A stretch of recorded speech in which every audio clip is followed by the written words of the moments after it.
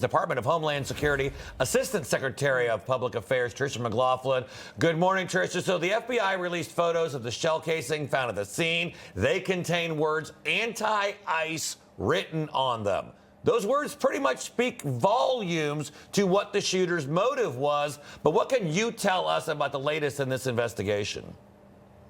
Absolutely, Mark, and thank you for having me. Of course, those shell casings really do speak for themselves, but as well as the actions, the monstrous actions of this individual. He was at an elevated rooftop adjacent to our ICE facility in Dallas, where he started shooting indiscriminately at our facility. He started shooting at the vans that were parked below. They were ICE vans. That's where those detainees, those 3 detainees were that were shot. One, of course, did die, and 2 others are in serious condition. We pray for them, and we pray for their families today. And as well, we pray for our law enforcement at this facility. We're so glad and feel blessed that our law enforcement was safe, but they're out every single day doing these very dangerous jobs, targeting Tren de Aragua, MS-13, known and suspected terrorists. Meanwhile, we have politicians and the media who are continuing to demonize law enforcement as they continue to just do their job, to carry out and enforce the rule of law that's currently on the books. So if you see a law enforcement agent today, whether it be federal, state, local, ICE, CBP, you name it, say thank you, because these are the men and women who wake up every day to keep us safe. Yeah, that's a great reminder. And Vice President J.D. Vance also weighed in on the shooting at that ICE facility. Take a listen. When the left-wing media lies about what they're doing, when they lie about who they're arresting, when they lie about the actual job of law enforcement, what they're doing is encouraging crazy people to go and commit violence.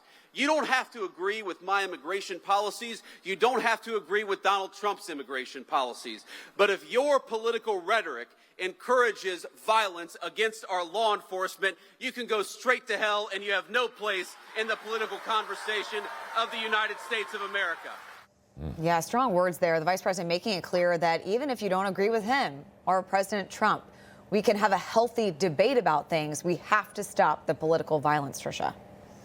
Oh, he's completely correct. And I think you see the passion and what he feels and what so many of us Americans feel today with this latest political violence. I mean, you look at just last weekend, Gavin Newsom signing an unconstitutional law called the No Secret Police Act. He's likening with this law our ICE agents to the Gestapo, to the Nazis. And it's not just him, of course. You have Brandon Johnson out of Chicago, who's doing the same thing. Jasmine Crockett, who's likening them to a slave patrol. This is incredibly dangerous rhetoric, and it puts our law enforcement in harm's way because you are giving a permission slip to these lunatics, to people like this gunman, to take matters into their own hands and really perpetuate violence. We are already seeing, as you all probably know, a 1,000% increase in assaults against our law enforcement. We just saw this horrific incident yesterday. We're seeing rioting and really out of control protests happening out of Los Angeles, out of Chicago, out of Portland.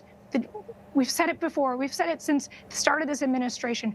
Politicians, it is incumbent upon them, turn down the rhetoric. This is a direct contribution to the words you say, is the violence we see today. You know, Tricia, I know we've had you on in the past, and you've talked about the outpouring of interest of people wanting to join ICE and our Customs and Border Protection because of President Trump's strong immigration policies. Do you worry that something like this, the bomb threat that came against this exact same facility about a month ago, might dampen interest or push some people away from joining up and helping out to make sure America is safe? This is a dangerous job, what our law enforcement does every single day. But I think what we've seen, and it's been pretty inspiring, 151,000 applications to join ICE.